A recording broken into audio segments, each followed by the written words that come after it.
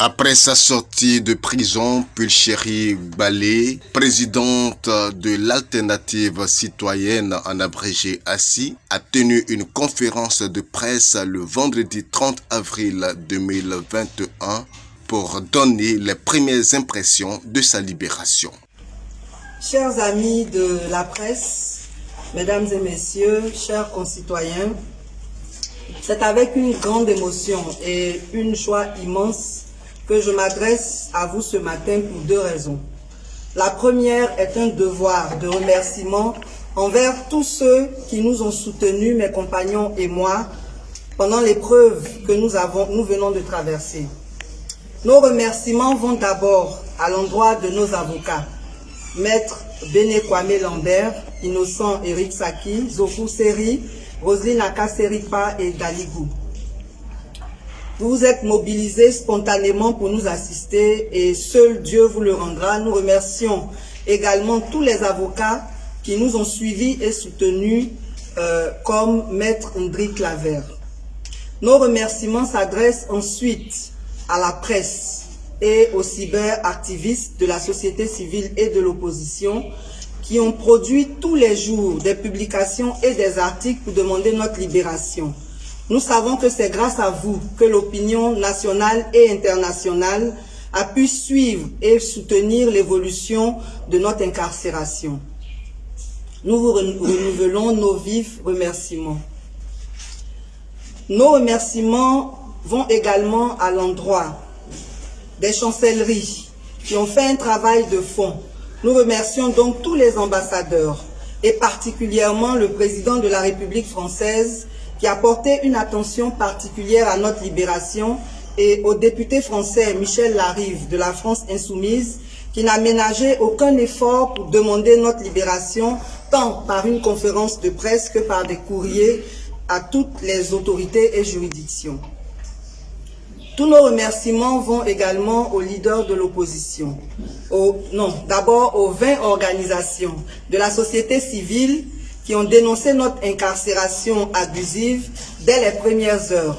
Merci à vous, chers confrères et consoeurs, particulièrement les membres de ACI, notre dynamique SG et mon porte-parole, l'ONG OIDH, Amnesty International, qui fait beaucoup dans l'ombre, le CIDDH, la FIDOP, Frontline Defender et Novox Côte d'Ivoire de ma dynamique petite sœur Yvonne Toba, qui nous ont appuyés sur tous les plans.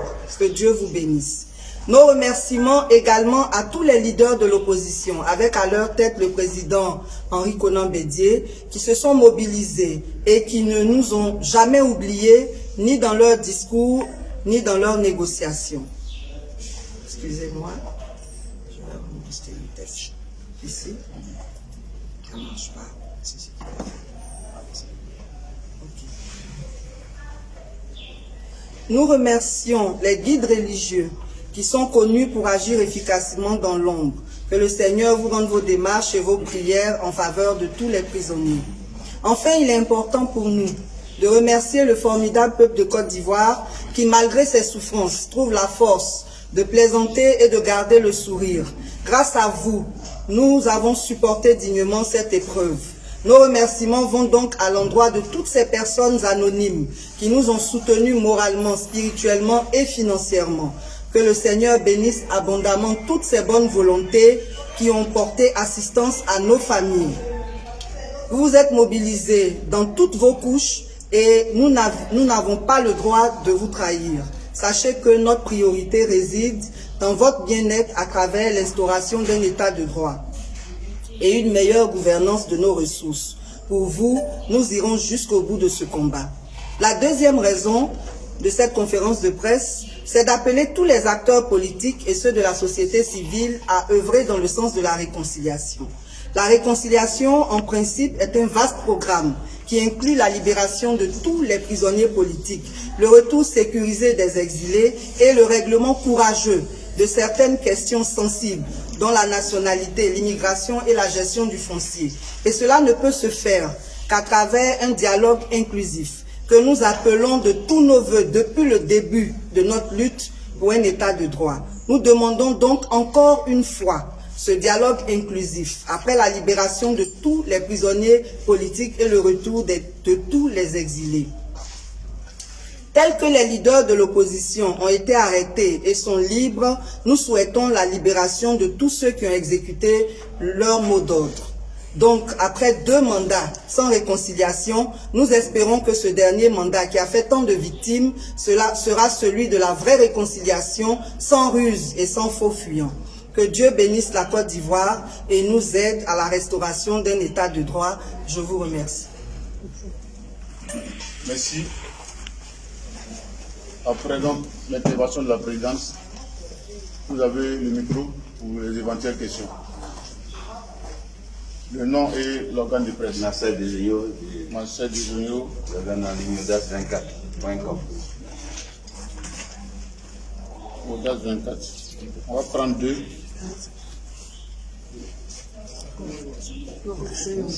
Cinq, ok. Le second. Le second, c'est Jean Fréjus, journaliste au média numéro Voici. Jean Fréjus. Voici.com.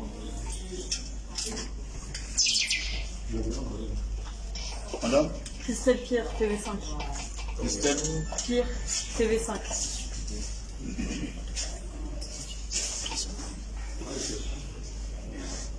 Oui. Renaud Kobia de la Voix de la Diaspora. Radio La Voix de la Diaspora. J'attends mal le nom, s'il vous plaît. Renaud Kobia, La Voix de la Diaspora. D'accord. Renaud Kobia. Oui.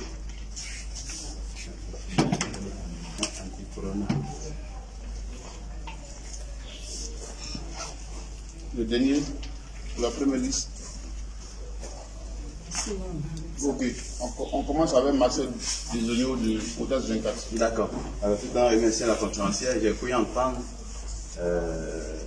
une phrase dans son liminaire. Nous irons jusqu'au bout de notre combat. Là, je voudrais en savoir un peu plus sur, après 8 mois de libération.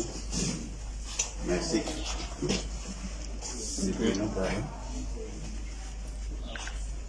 Jean Fréjus. oui, je voudrais d'abord remercier la présidente de l'ACI pour ce propos liminaire. Je voudrais savoir, vous avez été libéré notamment déjà, et vous avez eu des auditions. C'est sur la base de quoi vous avez été complètement mis en liberté? Qu'est-ce que les juges ont décidé? Merci.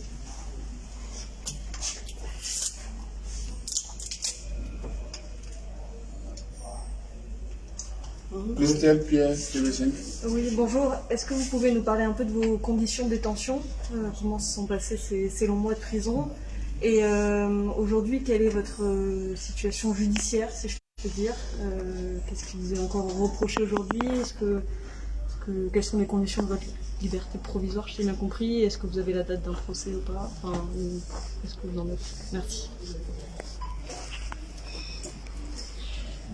Renaud Kobia.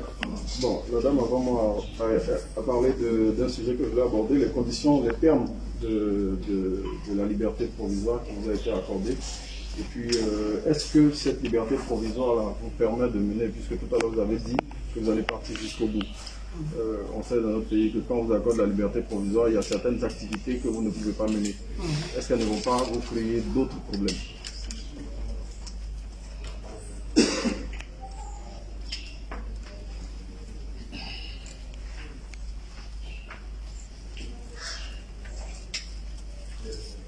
Ok.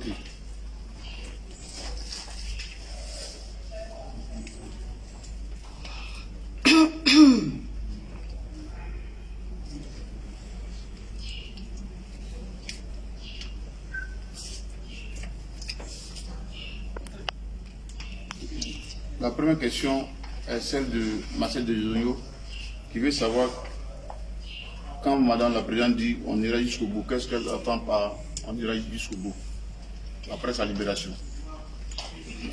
Merci. Merci vraiment à vous tous d'être là. Nous sommes une organisation de la société civile et notre rôle, c'est de veiller à ce que les principes démocratiques et citoyens soient respectés dans le pays. Quand ce n'est pas respecté, il est de notre devoir de le dénoncer. C'est d'ailleurs ce que nous avons fait en combattant le 3e mandat qui, malgré tout, s'est fait. Et donc, quand nous disons que nous allons aller jusqu'au bout, c'est pour dire que notre incarcération n'entache en rien notre détermination à lutter pour un état de droit. Et donc, nous ferons tout ce que nous pensons devoir faire pour qu'il y ait un état de droit en Côte d'Ivoire. C'est ce que nous appelons aller jusqu'au bout. La seconde question de M. Jean Créjus. Vous avez été libéré Notamment. Qu'est-ce que les juges ont décidé? Bon, moi, quand on m'a appelé, on m'a dit que je bénéficiais d'une liberté provisoire. Je leur ai demandé, ça veut dire quoi provisoire? Ils m'ont dit que le lundi, à 10 h, j'ai rendez-vous chez le juge pour qu'il me donne plus de détails. Et comme nous tous, nous savons que souvent, il y a des restrictions qui empêchent les gens de communiquer, c'est pour cela que j'ai tenu à faire cette conférence de presse aujourd'hui pour parler avec vous avant qu'on ne m'interdise de parler. Donc, je ne peux pas vous en dire plus. C'est lundi que nous saurons tous le cadre juridique réel de cette liberté provisoire, ou du moins son contenu. Madame Christelle Pierre de TV5 voulait savoir les conditions de détention et également les thèmes de la liberté provisoire. D'accord. Donc, le second volet est déjà répondu. Par rapport aux conditions de détention, je voulais revenir d'abord sur les conditions de mon arrestation. Il est important de relever que la plupart des personnes qui ont été arrêtées dans le cadre de la désobéissance civile ou du non au 3e mandat n'ont pas été arrêtées régulièrement. Nous sommes d'abord enlevés et envoyés dans un lieu inconnu de nos proches. Et donc, tout le temps que vous êtes là-bas, on ne sait pas où vous êtes, qu'est-ce qui vous est arrivé, et un matin, vous réapparaissez dans le système normal. Donc, en ce qui me concerne, j'ai été arrêté le 15 août avec mes compagnons à Yopougon, dans un hôtel de la place où on était en séance de travail, et on nous a envoyés à Sebrouco. Personnellement, je n'ai pas été torturé, mais certains témoignent d'avoir subi des tortures. Et c'est le 16 août, à l'après-midi du 16 août, donc 24 heures après, que nous avons été envoyés à la préfecture de police. Et c'est là que nous sommes entrés dans le système normal. On a fait 3 jours là-bas, avec 2 jours d'audition. Et c'est le mercredi 19 août qu'on nous a déférés à la maison d'arrêt de correction d'Abidjan. Donc, les conditions de détention, vraiment, c'est une question qui est assez lourde. Je vais essayer de résumer les choses. Je ne sais pas comment c'est dans les autres prisons, mais les conditions de détention étaient un peu difficiles, mais nous avons réussi à nous adapter. On n'avait pas le droit de communiquer, et quand c'est comme ça, c'est difficile, parce que une fois que vous êtes incarcéré, vous êtes privé de toutes vos libertés, vous espérez au moins être libre de parler avec vos proches, ça réconforte. Bon, c'est pas le cas. Actuellement, les prisons sont surchargées, on le dénonçait déjà avant notre incarcération. Avec l'arrivée de la Covid, le chef de l'État avait promis désengorger les prisons, ça n'a pas été fait, et ça a été pire avec les arrestations du non au 3e mandat et de la désobéissance civile. Les prisons sont actuellement surchargées, on en libère 1, on en fait entrer 20, et donc tous les jours, il y a de nouveaux prisonniers qui arrivent, il n'y a pas de place, c'est vraiment difficile, ça expose aux maladies, les conditions d'hygiène aussi ne sont pas bonnes, et donc c'est vraiment difficile. Les conditions même pour s'alimenter aussi, c'est vraiment difficile, mais il faut reconnaître, en tout cas pour ce qui me concerne, que l'administration pénitentiaire est assez humaine, et donc on ne nous maltraitait pas de façon particulière. On avait les mêmes droits que tous les autres prisonniers. On a réussi à s'adapter, mais c'était pas facile en termes de liberté, en termes et bon, je pense que c'est ça aussi l'objectif d'emprisonner quelqu'un, hein, c'est de le priver de certaines choses, lui faire ressentir certaines frustrations. Et donc, je ne sais pas si ma réponse est bonne, Mais d'une façon générale, ce n'est pas facile d'être en détention. Toutes les conditions sont difficiles, surtout avec la surpopulation. Et comme on ne fait pas aussi de, comment on va dire, de catégorisation des cellules, je veux dire que dans une cellule, nous par exemple chez les femmes, on n'a pas de cellule pour les personnes politiques. Vous voyez? Donc dans une cellule, il y a de tout. Donc on peut vous mettre avec une meurtrière, on peut vous mettre avec une droguée, on peut vous mettre avec, voilà. Et donc vous imaginez un peu que ça crée beaucoup de tension. Il faut gérer les humeurs, les comportements, c'est pas facile. Mais bon, par la grâce de Dieu, on a pu supporter tout ça. Donc si vous voulez d'autres précisions, on verra, mais c'est ce que je peux dire pour l'instant concernant les conditions de détention.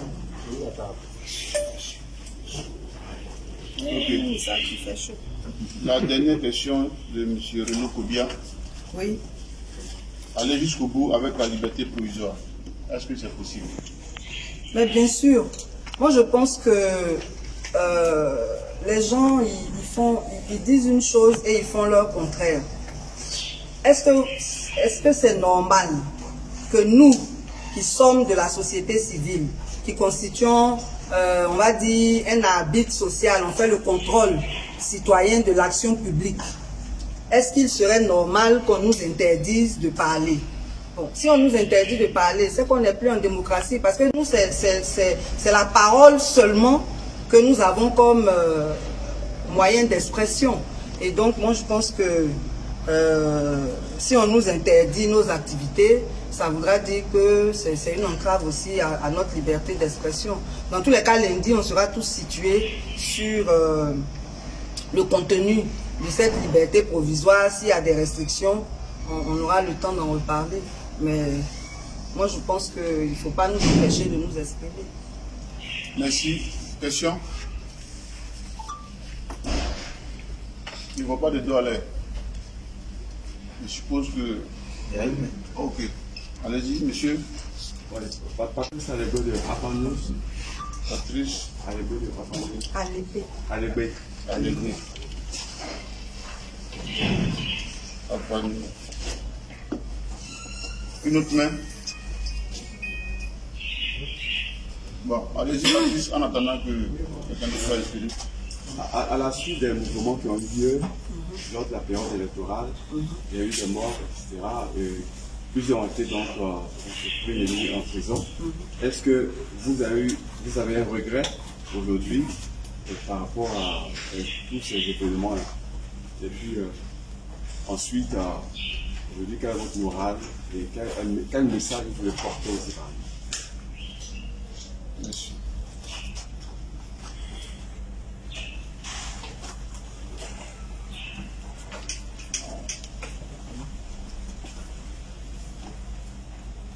Ok. C'est la seule question pour moi. On y va? Moi, je pense qu'il n'y a pas de regret à avoir. Dans toutes les luttes, on laisse des plumes. C'est dommage qu'il y ait eu des morts, ce n'était pas l'objectif. Personnellement, on avait lancé un appel à des marches pacifiques et je ne pense pas que des marcheurs puissent s'auto-agresser. Nos marcheurs ont été agressés par qui? Ça, c'est la justice qui peut nous dire. Dans tous les cas, le regret qu'il y a, c'est un peu, comment on va dire, le manque de solidarité entre tous ceux qui défendent la même cause. Mais comme ce n'est pas l'objet de la conférence d'aujourd'hui, je n'en dirai pas plus, mais il n'y a pas de regret à avoir. Quand on lutte, on fait le bilan et puis on recharge ses batteries pour avancer. Donc notre moral, il est très haut. Il est très haut et notre expérience à la MACA nous a donné encore d'autres sujets de lutte, on va dire d'autres objets de lutte, et parce qu'il y a beaucoup d'injustices dans le système judiciaire, et c'est quand vous êtes incarcéré que vous entendez beaucoup de choses, vous voyez beaucoup de choses. Donc nous sommes au contraire gaillardis et nous pensons que aucune expérience n'est vaine. L'incarcération a été formatrice ça nous donne, comme je l'ai dit tout à l'heure, d'autres raisons de lutter. Et donc, on va continuer de défendre les droits des Ivoiriens. Un message aux Ivoiriens. Ce qu'on veut dire aux Ivoiriens, c'est que il faut que les Ivoiriens réalisent la nécessité de se mettre ensemble pour lutter pour un état de droit. C'est l'état de droit qui garantit de façon effective la démocratie. Et si les gens sont toujours dans le suivisme, dans le fanatisme, on ne va pas arriver à grand chose. Il faut que les gens se détachent de certaines décisions politiques pour les analyser en tant que citoyens et prendre leurs responsabilités dans le sens qui arrange tout le monde. Si chacun se met dans cet esprit-là, je pense qu'on aura un peuple responsable et les politiciens qui sont véreux, je ne dis pas que tous les politiciens sont véreux. Ceux des politiciens qui sont véreux n'auront plus de terrain fertile pour emmener le peuple à faire des choses qui ne vont pas dans le sens de la réelle démocratie, dans le sens des intérêts du peuple lui-même. Donc, nous voulons demander aux Ivoiriens de se mettre vraiment dans un esprit beaucoup plus responsable parce que notre pays a beaucoup de problèmes. Vous voyez la souffrance des gens. Il ne faut pas, comment dire, il ne faut pas indexer ceux qui se permettent de lutter comme forcément des opposants. Nous ne luttons pas contre une personne, nous luttons contre un système. Et ce système-là, s'il a des défaillances, il est de notre devoir de le relever. Donc il faut que chacun se mette dans cette peau-là parce que c'est dans notre intérêt à tous qu'on arrive vraiment à construire cet état de droit-là. Et nous comptons vraiment sur chacun pour faire un vrai bilan à leur niveau, à chacun à son niveau personnel, afin de s'engager davantage dans la défense des droits de l'homme, dans la défense de l'état de droit, dans le soutien des organisations comme les nôtres qui luttent pour le bien-être du peuple. Merci. C'est dans la voiture. Merci. Une dernière question. Il n'y a pas de dernière question. Une dernière question. Ok. Oui, Eli Ayeri de l'AFP. Pardon? Eli Ayeri. Eli. Ok. AIP. AFP. Je voudrais savoir le nombre de personnes qui a été libérées dans le cadre de la désobéissance civile.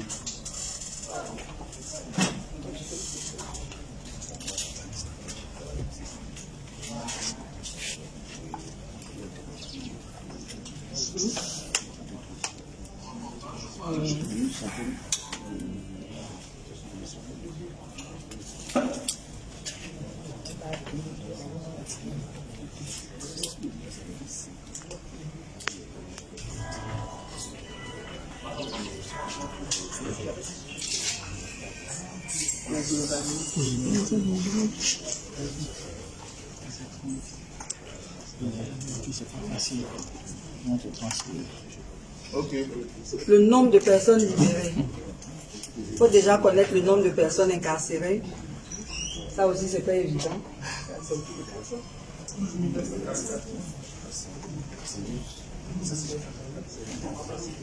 Bon, en fait, le nombre total il y a plus de 400 personnes qui ont été arrêtées dans le cadre de la désobéissance civile.